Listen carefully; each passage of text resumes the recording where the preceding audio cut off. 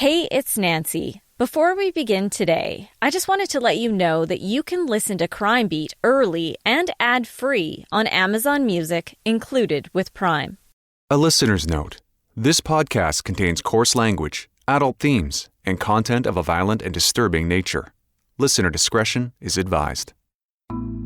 In my house, I have a bulletin board where I put up photos of the people I love. My husband, my family, including my nieces, and of course my 2 cats. In the top right corner, there's a picture of the most beautiful little girl. She has long blonde hair, the bluest eyes I've ever seen, and the most adorable smile. You can see she's bright, playful, smart, and innocent. The photo melts my heart every time I look at it. The girl in the picture is Meika Jordan, a girl who's become a part of my heart, but I never got to meet. I'm Nancy Hixt. I'm the crime reporter for Global News. I've been doing this for more than 2 decades. I see some really bad stuff, and I deal with some very dark subject matter. For the most part, I think I've learned to compartmentalize. I cover the stories, but I try to put the really bad stuff in the back of my mind where I don't have to see it. And then there's the cases on the Crime Beat where that doesn't work. The ones I have dreams and flashbacks about years later. Meika Jordan's story is one of those. I'm Nancy Hixt, and this is the Crime Beat.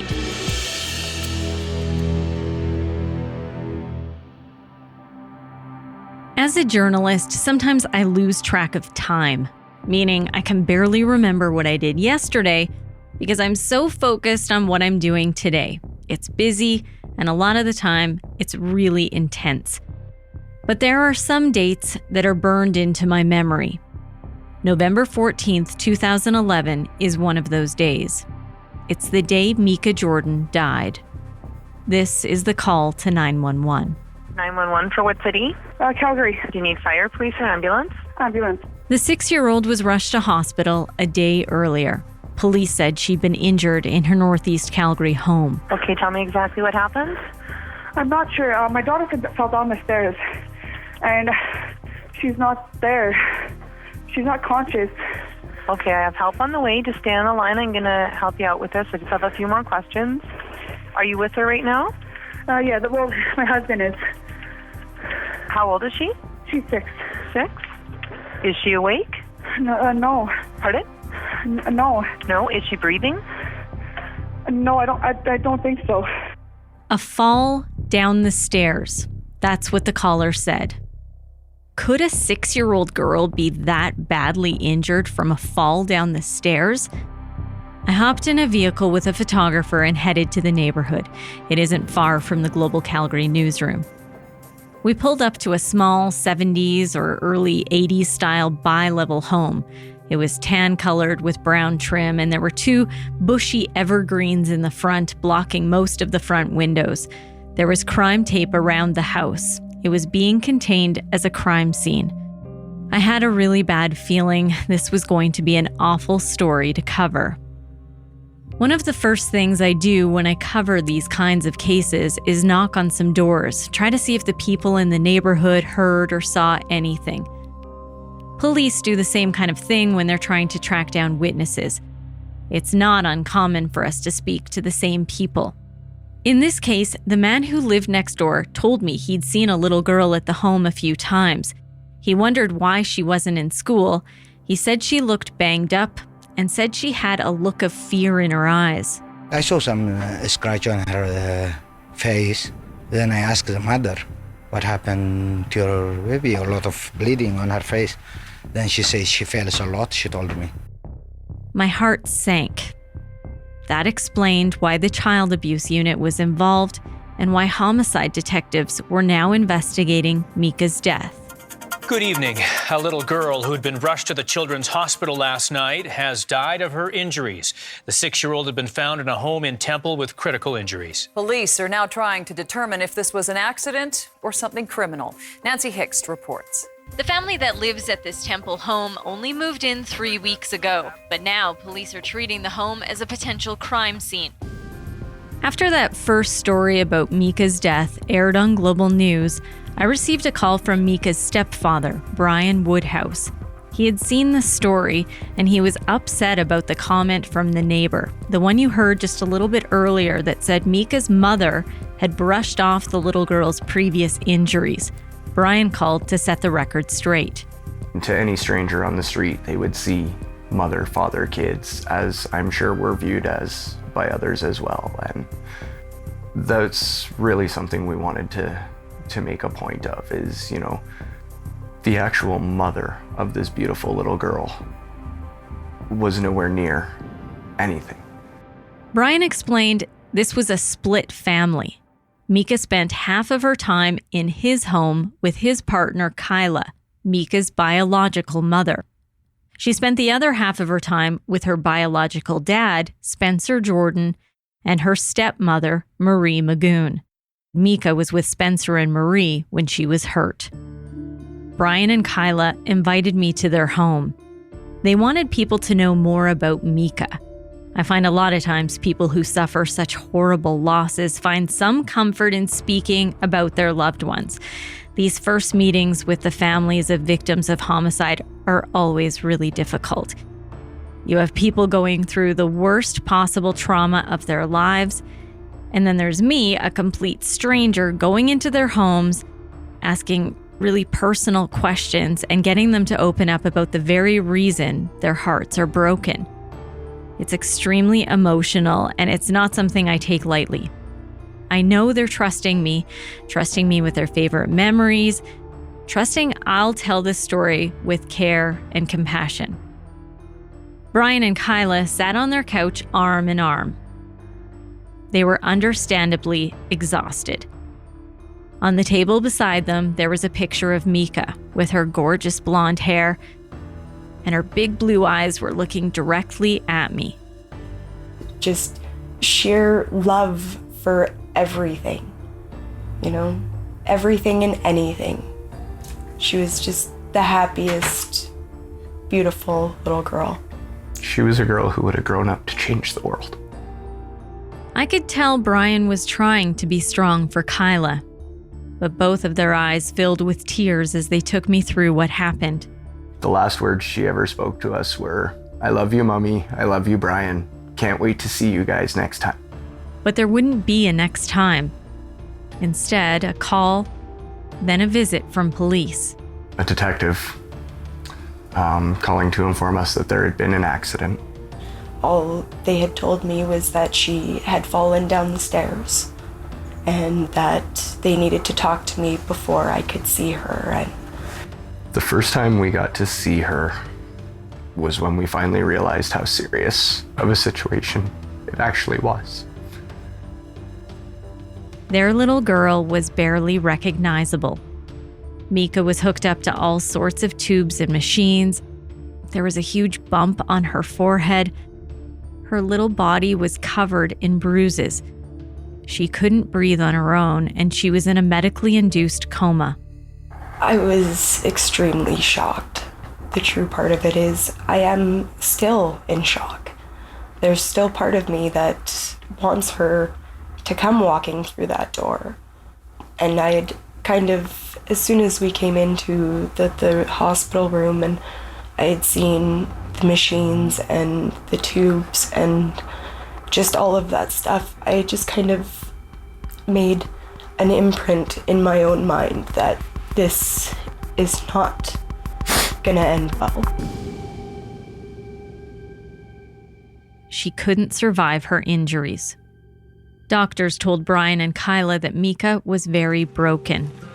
Why did she have to go so young? I just don't know why. Things happen half the time, without reason, without rhyme. Lovely, sweet young woman. A memorial was held for Meika 1 week after she was rushed to hospital. That was 6 days after she passed away. It was a really cold and dreary day in Calgary. The service was held at a funeral home. Her tiny white coffin was at the front, it was covered in flowers, and there was a princess balloon floating above it. I think of Meika and I have to wonder how such a child, so full of life and possibility, could be gone so quickly. But God knows. I found those words fitting, as what happened to cause such horrific injuries to Meika was still a mystery.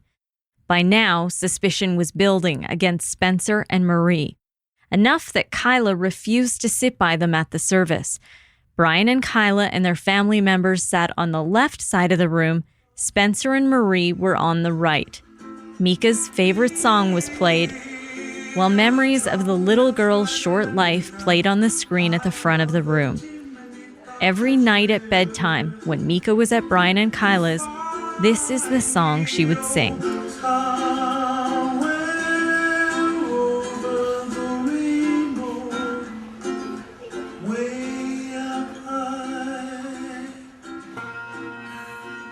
Bagpipes played as the little casket was taken out of the funeral home. Kyla told me Meika loved the bagpipes. It was because of the bagpipes that the little girl became a fan of the Steve Earle song, Copperhead Road. As the pipes droned, people filed out of the funeral home. Brian and Kyla were one of the first couples to leave. They were a mess, completely overcome with grief. Brian was sobbing. It was heartbreaking to watch. A few minutes later, Spencer Jordan and Marie Magoon made their way to the door. And I can't help but wonder what was going through their minds at that exact moment. Marie didn't look sad. She looked uncomfortable. Spencer appeared indifferent. They had to know all eyes were on them. People had done the math. Spencer and Marie were the ones taking care of Meika when she was hurt, so it made sense they were the sole suspects in her death. The couple had been out drinking and partying the night before the funeral. There was a private family viewing that night. Brian told me Spencer and Marie seemed annoyed to have to attend the viewing. The couple then went from the funeral home to Moxie's, a popular restaurant chain in Canada. They were partying, eating, and ordering drinks. When they finished there, they stopped at a liquor store. It was anything but a somber time. To be carrying on like you didn't have a care in the world at a time when your own daughter was being laid to rest, it's really hard to comprehend. Confirmation from police today that a 6-year-old girl who died in hospital earlier this month was murdered. The cause of death is blunt force trauma. Blunt force trauma. That's what killed Meika. The injuries are inconsistent with everyday activities of a child or falling downstairs. Kyla and Brian were horrified. What had happened to their little girl? What could that little girl have possibly said or done to aggravate somebody to the point of anything violent, let alone enough to cause an aggravated death like that? I've never been one to shy away from knocking on a suspect's door. I feel it's important to give all sides a chance to speak. So 6 weeks after Meika had died, on a cold, snowy December day, I went to the home of Spencer Jordan and Marie Magoon in hopes of getting some sort of insight into what happened to Meika.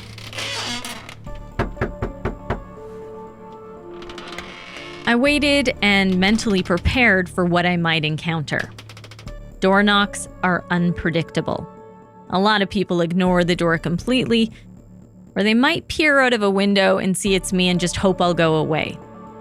One of the most common outcomes of a door knock is getting told off. It's kind of what I've come to expect. A quick open, a few choice words, and then a door slamming in my face. I kept waiting patiently with my photographer outside of Spencer and Marie's house. There is some comfort in having someone there with me just in case things get heated or someone takes a swing. That's the other possibility. And yes, it has happened before. And then... Hi there. Hi, I'm just from Global News. We're just hoping we could talk to you about the death of Meika Jordan. No comment. No comment? Would you mind if we could talk to you? No, not right now. All right, we'd love to just sit down and talk with you. That's Spencer Jordan. He was trying to close the door. I tried to keep him talking. I'm sure you have a side to tell. We have a side to tell, but not right now. I saw Marie Magoon pop her head near the door. She did not look happy to see me. By then, they were well aware I'd been reporting on Meika's death, and I'm sure she viewed me as the enemy. She tried to get Spencer to close the door. I tried to focus on Spencer. Maybe Marie was responsible. Maybe he'd turn on her. Would you talk to us? No, nobody Like- will know. Like, are you supporting your wife? Yes, we're supporting each other in everything we're doing. Well, police say that only, between two of you, they believe one person has killed this child. Nobody's done nothing wrong. No comment. Honestly, that lasted a lot longer than I thought it would. We walked away from the house to the sidewalk, and my photographer started to get some shots of the outside of the home. That's when I saw a purple balloon dangling from the tree out front. It was barely floating, pretty much deflated. And then my mind started to wander. What happened behind these walls? What happened to Meika? How could anyone hurt her, let alone her own father and stepmother?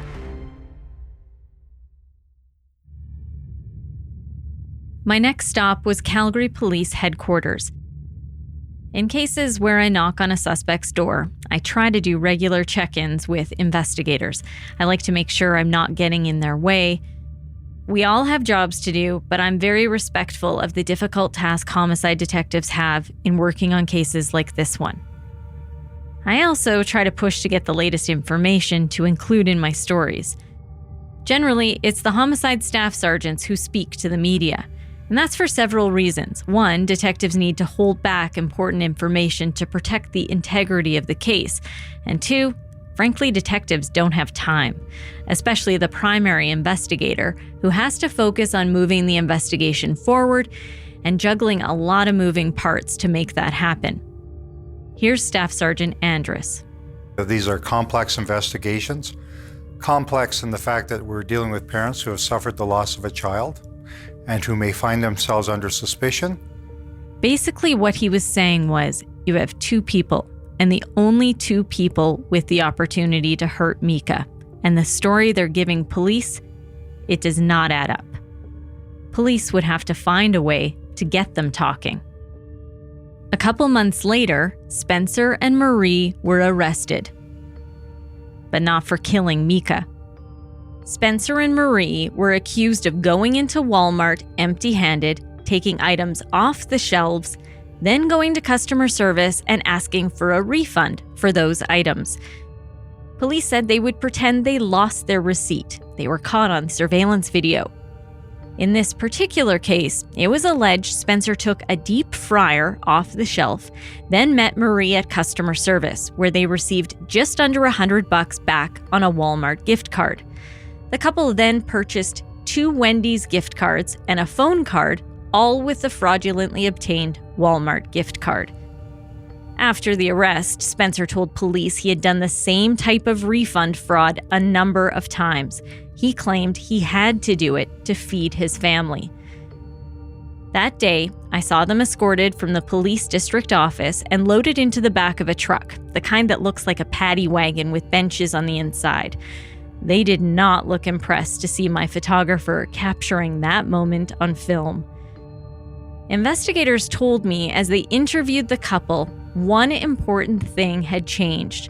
Currently, Jordan and Magoon are being uncooperative with investigators in relation to the homicide investigation. Sources told me Spencer and Marie were also being looked at for neglect and abuse of their surviving children. It was then I also learned Marie was pregnant. Again.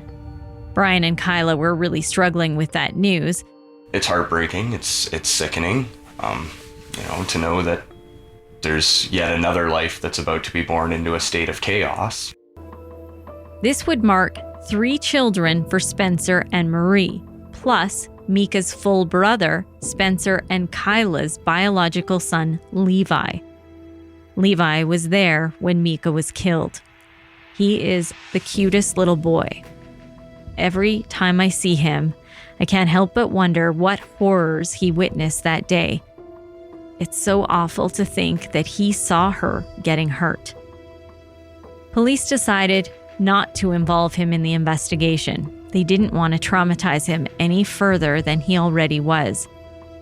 Levi was only 4 when Meika died. Brian and Kyla said they were thankful he was spared from the investigation. They told me he does not like talking about anything to do with Spencer and Marie. He even told them that he hates his middle name, Spencer. What he saw could not have been good, and it is clear he is not ready to open up about it. On the other hand, he loves talking about Meika. He calls her Sissy. He brings her up to Brian and Kyla all the time, like they're watching a movie and it'll be one of her favorites, so he'll make sure he reminds everyone that his Sissy loved that show. And then a little while ago, he stood up on a stage at a talent contest and sang a special tribute to Meika called Sissy's Song. She had to go, so I just don't know why things happen at the time. It's a country song by Alan Jackson. Levi ends with the chorus. The lyrics are, "I know she's smiling, saying, don't worry about me."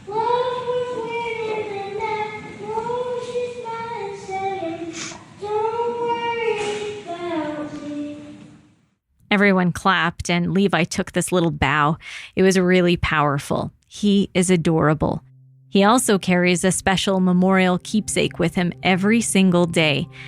It's a pendant keychain and it has a little glass window, and inside there are some of Meika's ashes along with this little ladybug charm because Meika loved ladybugs. Brian and Kyla have similar memorial pendants and they also carry them with them every single day. I was getting to know them pretty well as the investigation continued. They trusted me, and they started to open up. And what they shared was further evidence of abuse and neglect at the hands of Spencer and Marie. It turns out, just weeks before Meika's death, Brian and Kyla had called Alberta Child and Family Services. Apparently, Meika had had some unusual scrapes and bruises when she was returned home from a court-ordered visit with Spencer and Marie. That matched the story the next-door neighbor had already told me. It was also during this visit that Brian and Kyla showed me new tattoos they had done in Meika's honor. They took her name as she wrote it. You can actually see how she tried to get every letter perfect. I bet she had practiced it many times. She had a perfect M, a smaller E, I. Her K was coming along but still needed a little bit of work. And the A? Well, the A was textbook perfect. Meika always proudly printed her name on her schoolwork. I had seen her scrapbook. And now her mother and stepfather had the carefully crafted letters permanently inked on their arms. She was my first baby. She was my little girl. She was everything I had ever wanted in a daughter. For the next few months, if you were following the case closely, it would seem police had hit a dead end. But as a crime reporter, I knew better. When detectives go silent to the media, it usually means they need some time to work on some creative investigative strategies. Bottom line, I knew Meika's case was a huge priority. You want to do everything you can from an investigative standpoint, and emotionally, you basically set yourself apart from that while you're getting the job done. It's you go into work mode, and that's exactly what our team did. That was the primary investigator assigned to Meika's case, Calgary Police Homicide Detective Meika Villa. His team was working around the clock, barely sleeping. They were all working, trying to get the evidence needed to bring justice for Meika. This particular officer is very much a family man. He has 2 beautiful little girls of his own. They were just a little bit younger than Meika when she died. I would later learn about a very special operational name that he had assigned to this case. We codenamed the operation Operation SASH, which is short, an acronym for Safe and Sound in Heaven. And my wife actually coined that acronym. All homicide files are given operational names. This one was just really special, and it really spoke to the emotional investment the officers poured into Meika's case. From day one, Detective Kavilla and his team of homicide detectives were focused on holding Meika's killers accountable.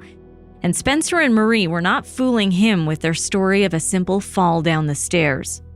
I knew they were lying right away, based on the very scant reports I had from first responders at the scene in relation to Meika's injuries.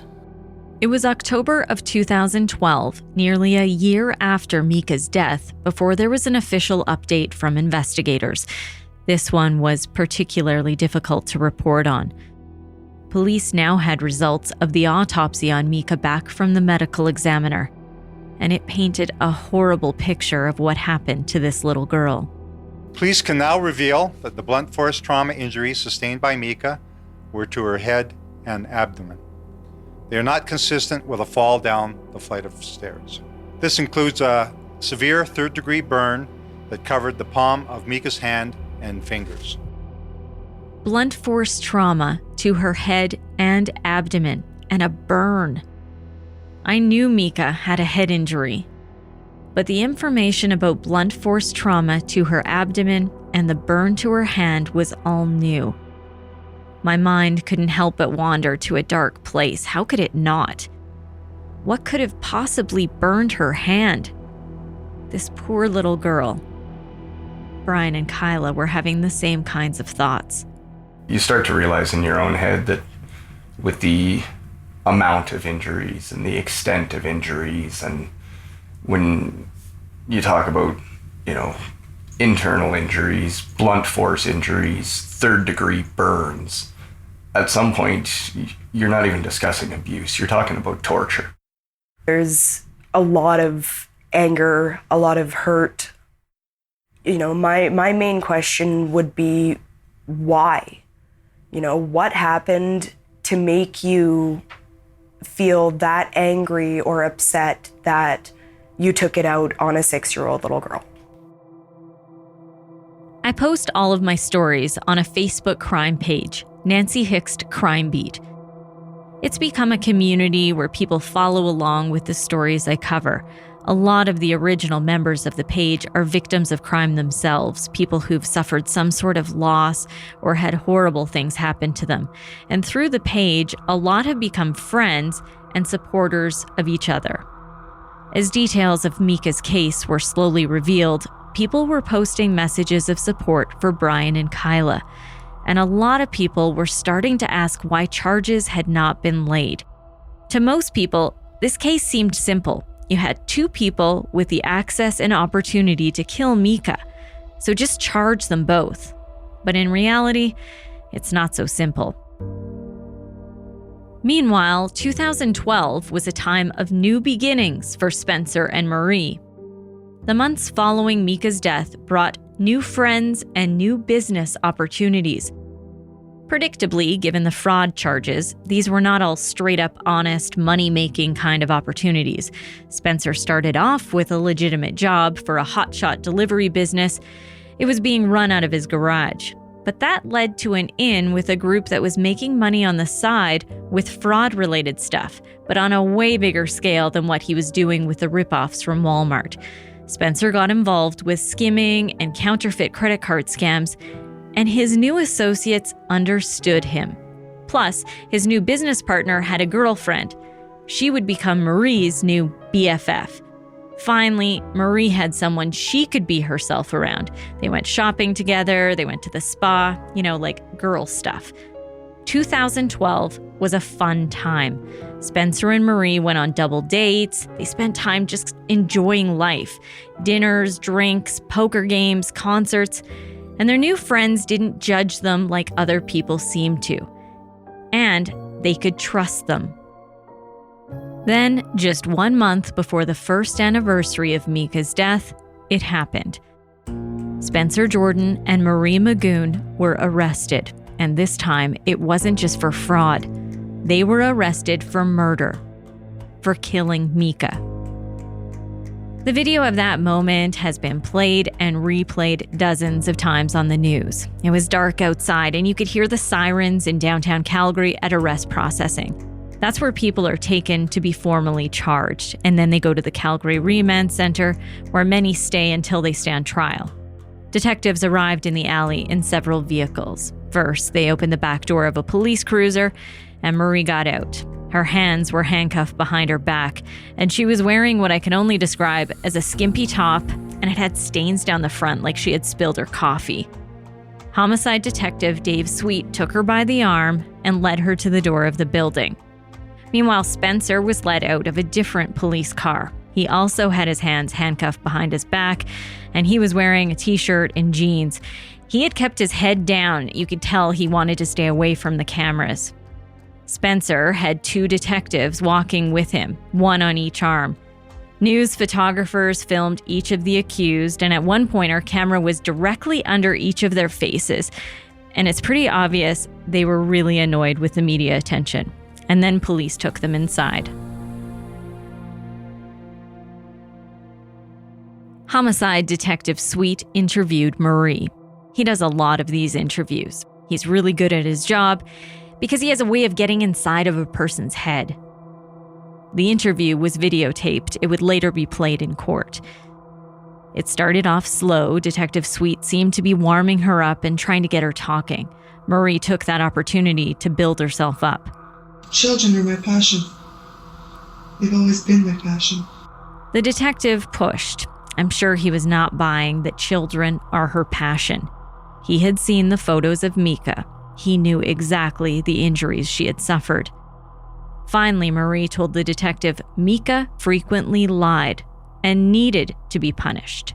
Meika was in trouble for lying that day, and I was trying to get her to do 20-25 jumping jacks to get her out of her trouble. Throughout the interview, Marie looked relaxed. She leaned back on the couch, her legs were crossed. She looked like she was having a casual chat with an old friend, not talking about the torture death of her own stepdaughter. Detective Sweet ramped up his questioning. There's no way, based on the information that we have, that this can be anything else but a homicide. I don't believe that, honestly. Well, you're going to have to start believing it. It's only when Marie was shown pictures of Meika's injuries that her responses became somewhat emotional. Not emotional as in she appeared sad or that she was crying over Meika. Instead, she seemed upset the finger was being pointed at her. I didn't do any of this. I'm sorry, but I did not. I did not do this. And you're wrong. And this is just wrong. But I never hurt her. Trust me, I never have. It's either you or it's Spencer. Would you agree with me that it could be nobody else?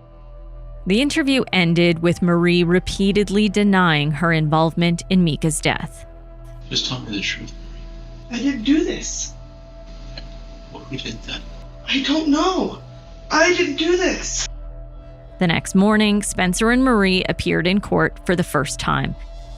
Brian and Kyla arrived early to make sure they got a front row seat. Very, very justifying to see them in those prison jumpsuits. Spencer's father was also at court. He agreed to speak with myself and other reporters after the appearance. He was really emotional. Ken Jordan had lost his granddaughter Meika, and now his own son was accused of killing her. Justice for her can mean my son goes to jail. I know. Let me ask you this. Could you live with that? 2 years after Meika's death, a preliminary inquiry was held at the Calgary Court Centre. A preliminary inquiry is a court hearing where some of the evidence from the case is presented, and at the end, a judge rules if there's enough evidence for the case to proceed to trial. The outcome of this one was pretty huge. The judge ruled there was sufficient evidence to support upgraded charges. This meant the judge not only felt there was enough evidence for the trial to go ahead, but Spencer Jordan and Marie Magoon would stand trial for the first-degree murder of Meika. That's the most serious charge they could face. And they would have to stay in jail until the trial. On March 23, 2015, about 3.5 years after Meika's death, the trial finally got underway. Details of the prosecution's case were really hard to hear. As suspected, Meika's injuries were far worse than what could come from a simple fall. The abuse she suffered was truly horrific. When paramedics found Meika at Spencer and Marie's house, she was lying a few feet from a set of stairs. She had no pulse, her heart wasn't beating. Meika was dirty, her hair was matted, chunks were missing. Her pancreas and liver were torn. The prosecution said Spencer and Marie had tortured Meika for days leading up to her death. Remember that burn police had spoken about? A recording of a phone call Marie made to HealthLink Alberta was played in court. That's a toll-free government line people can call for health advice. Marie called HealthLink November 12, 2011, just after midnight.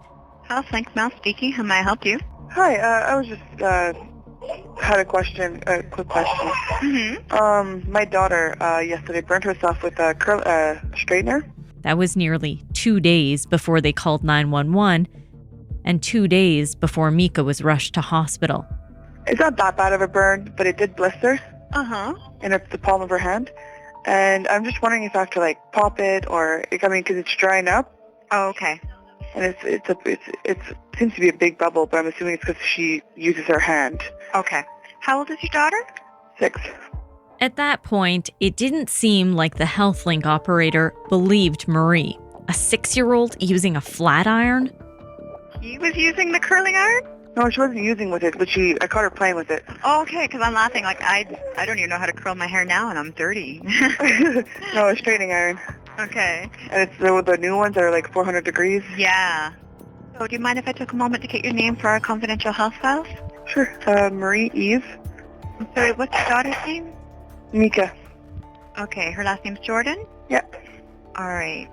Does she live with you in your new address? Yep. Okay. Does she feel pain where the burn is? Like when she was awake, did she feel pain where the burn was? Like did it annoy her a little bit? No, nothing at all. Really? Yeah. Okay, I'm actually a little concerned over that because burns hurt, right? Yeah. And if she's not feeling any burn where the burn is, it could be possible that she has a 3rd-degree burn. Marie continued to minimize the burn. The operator was clearly concerned. So I got to have a peek at the bottom, and it's not bleeding. It didn't go that thick into her hand. Mm-hmm. Is it black or white, the area? Oh, it's white. It's actually white. Yeah. Okay, because a 3rd-degree burn turns white. Oh, really? Yeah. Like, she doesn't have any pain on her hand from where the burn is? Like... No. Marie insisted Meika wasn't in any pain, but a 3rd-degree burn? It's hard to believe that wouldn't be painful. My heart sank. The real story of what caused the burn is so much worse than I could have imagined. The prosecution called Spencer and Marie bullies and tormentors. And after you hear what really happened to her, you'd probably use stronger language than that. And you'll understand why this was now a 1st-degree murder case. Meika had been held by Spencer and Marie and tortured for several days. The evidence showed she was unlawfully confined when she was killed. Murder is 1st-degree in Canada when one of 3 things happen. 1, it's planned and deliberate. 2, if you kill a police officer. And 3rd, it's 1st-degree murder if you kill someone while committing certain other offenses. One of those is unlawful confinement. To prove that Spencer and Marie had committed 1st-degree murder, police consulted an expert in forensic pathology out of Ottawa. Dr. Christopher Milroy had 20 years of experience in conducting autopsies on abused children. He would become one of the key witnesses in this case.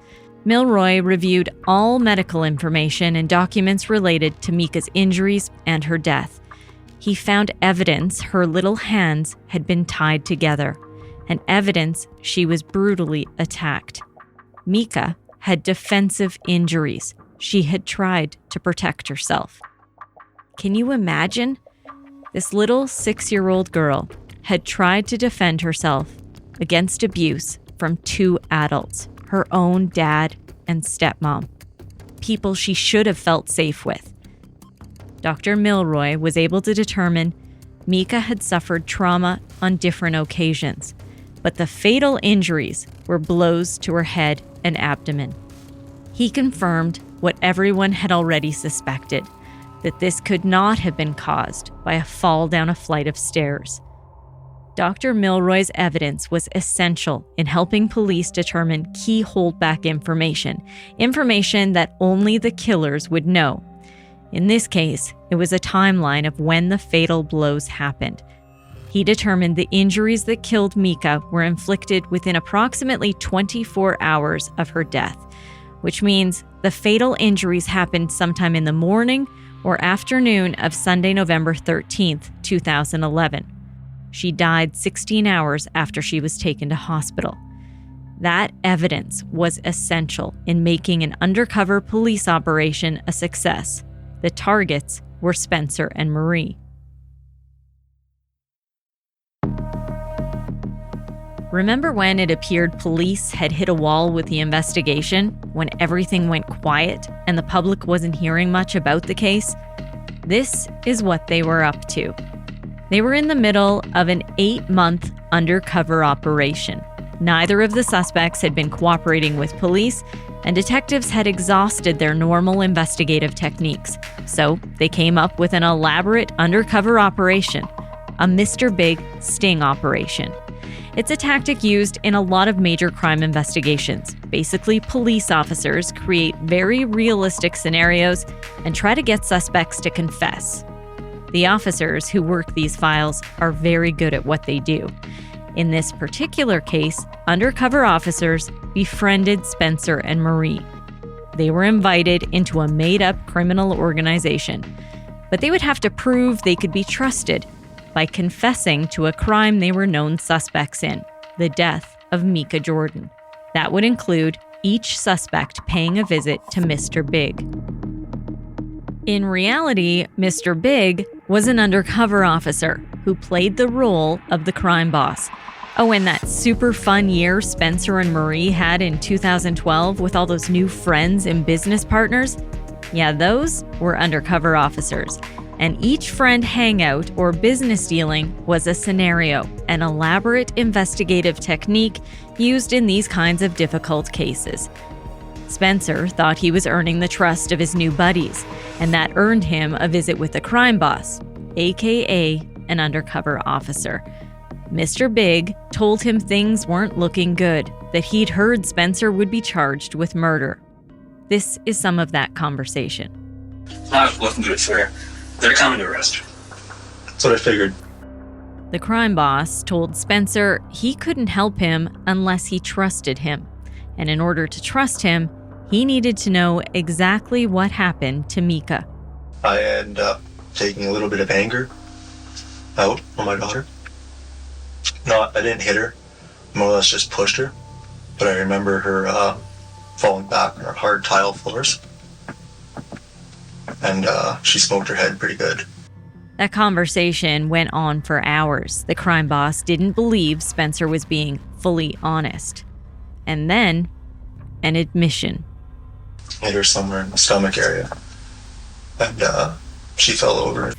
The crime boss pushed harder. And slowly, the truth came out. I hit her hard. So I guess the best way to put it is I didn't hold back. Next, it was Marie's turn with the crime boss.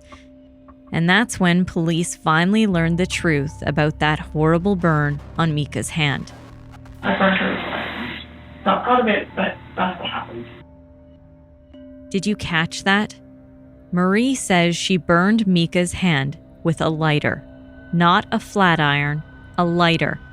And it was no accident. I've seen photos of Meika's burned hand. It makes me feel sick to my stomach. It's that awful. To know Marie purposely held a lighter under her hand as torture is beyond my comprehension. Meanwhile, during the sting operation, the crime boss told Marie she needed to tell him everything if she wanted his help in avoiding arrest. Slowly, she revealed graphic details, things she did and things Meika's father, Spencer, did. You have to listen carefully. The audio is a little bit hard to hear, and the really deep voice you hear is Mr. Big, the crime boss, the undercover officer. We disguised his voice to protect his identity and his credibility as an undercover officer.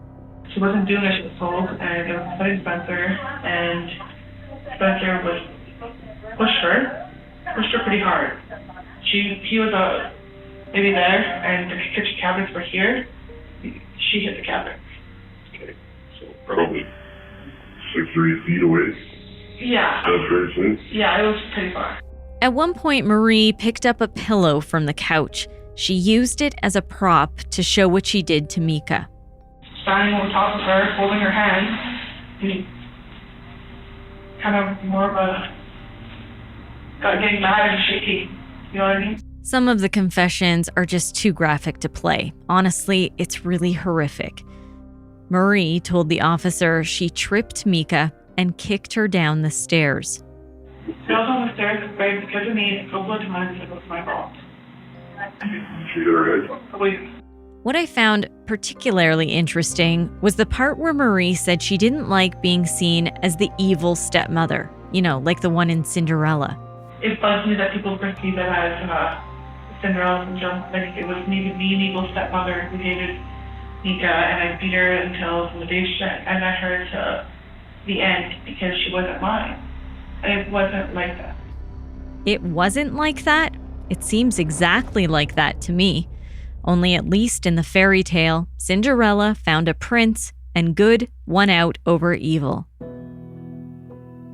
Poor Meika didn't have a chance. For 4 days, the little girl was tortured. It started with the burn. Next, Marie repeatedly slammed Meika's head into the tile floor. She pushed her down the stairs, tied her hands in front of her, and forced her to run up and down the stairs, tripping her so she would fall. Spencer joined in. He slammed her head onto hard surfaces. He punched her full force in the stomach and dragged her up the stairs by her ankles. It was so much worse than anyone had imagined. Kyla collapsed outside of court after hearing the details. She was quite obviously overcome with grief. I've literally gone through every worst possible case scenario over and over again for the last 3 years. To actually know firsthand what they did to her, it's beyond any words or any emotion that I could ever try to come up with. The trial would not bring justice for Meika. The judge found Spencer and Marie guilty of the lesser charge of second-degree murder.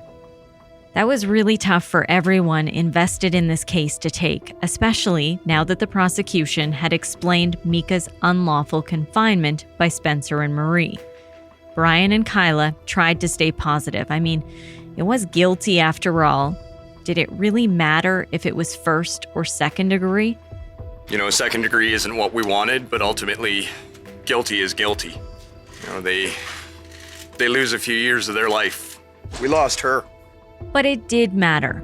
It mattered to the prosecutors, it mattered to police, and from the comments on social media, it mattered to the public. How do you begin to heal when you don't feel justice has been served? Just a few weeks later, Brian and Kyla called me. They wanted to share some news. They read me an email from the prosecution. Hi, Kyla and Brian. I wanted to let you know that our appellate division has taken a look at the decision in Jordan and Magoon and decided they will appeal the conviction of first-degree murder. The prosecutors were fighting to get the convictions upgraded. They wanted first-degree murder. And in the meantime, Spencer and Marie were sentenced. And this is where it's really clear what they were convicted of did matter. Both first and second-degree murder come with an automatic life sentence in Canada. But what's up for debate with second-degree murder is the amount of time you need to spend in prison before you can apply for any kind of release. When you're convicted of first-degree murder, you can't even apply for parole for 25 years. With second-degree murder, there are sentencing arguments made, and the minimum is 10 years before you can apply for parole. In Spencer and Marie's case, they were sentenced to life in prison with no chance of parole for 17 years. That's when a flurry of appeals and court rulings happened. and it was hard to follow. Basically, Spencer and Marie wanted less time in jail. They weren't satisfied with the lesser charge of second-degree murder. They wanted their convictions overturned, sentences reduced. But the prosecutors were still fighting for first-degree murder. And this is where reality is really different from those crime shows you probably watch on TV. In my years as a crime reporter, I can tell you it's become clear to me the wheels of justice often move very slowly. And these appeals can make it seem even slower. And that can take a toll on the families of the victims. Brian and Kyla were exhausted. I think we both kind of imagined that on the last day of the trial, that would be it. You see on TV, the judge bangs the gavel and then the jail bars close and that's the end of it. And unfortunately, reality is that's not the end of it. At that point, after hearing all the horrific details and the admissions to undercover police, Brian and Kyla just wanted Spencer and Marie to stop fighting and accept their guilt and serve their prison time. And that would be the ultimate for us, for them to just admit to what they've done, deal with their consequences, drop the appeals, do your time for what you've done, and let us have our family and be able to move forward. Then, more than 5 years after Meika's death, a rare ruling by the Alberta Court of Appeal. The convictions for Spencer and Marie were upgraded to first-degree murder. It was a unanimous decision. The court ruled to hide the abuse from Brian and Kyla, Spencer and Marie violated their custody agreement.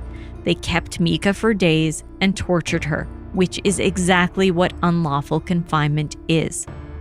The appeal court justices said, Meika's experience over the entire weekend constitutes confinement. We agree with the Crown that constructive first-degree murder was created for cases like this one. So what did this all mean? It meant more time behind bars for Meika's killers. Spencer and Marie's sentences would increase to life in prison with no chance of parole for at least 25 years. Finally, justice. But predictably, they still didn't accept their guilt. By now, you're probably starting to feel that roller coaster ride Brian and Kyla were on. One minute, it would seem a ruling ended the court battles, and the next, there was another appeal happening. This is Brian. She's been gone from us longer than we ever had her to begin with. He was pretty stressed out by all the possible outcomes of the appeals. We could be looking at them receiving a reduced charge, lowered down to second-degree murder or even manslaughter. It could open up a new trial. It's so nerve-wracking. It's so incredibly stressful. The legal fight for justice for Meika was taking longer than she was ever alive. And to make matters worse, it didn't seem like there was any light at the end of this tunnel. Spencer and Marie were exhausting every single avenue to try to get out of jail.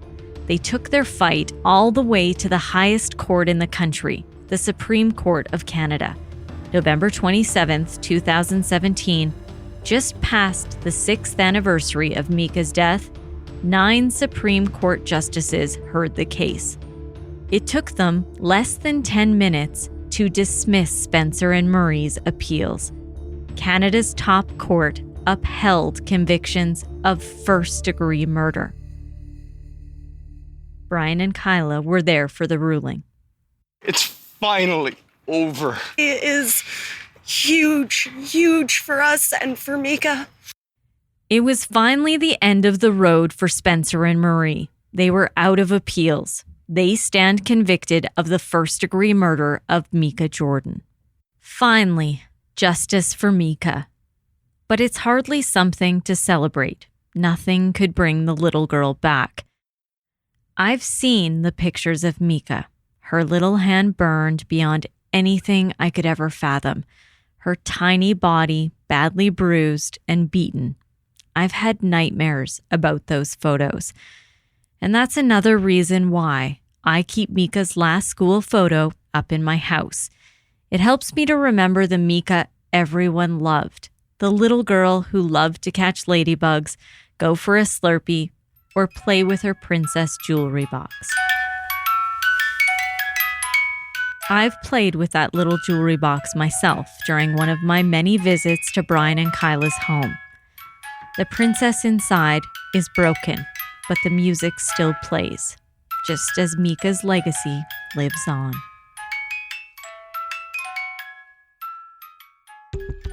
Thank you for joining me this week and for letting me share Meika's story. Crime Beat is written and produced by me, Nancy Hixt, with producer Dila Velasquez. Our audio producer is Rob Johnston. Our executive producer of Curious Cast is Chris Duncombe. If you like this podcast, please tell a friend about the show and help me share these stories by rating and reviewing it on Apple Podcast or wherever you listen. You can reach me on Facebook at Nancy Hixt Crime Beat or email me at nancy.hixt@globalnews.ca. I hope to see you next time.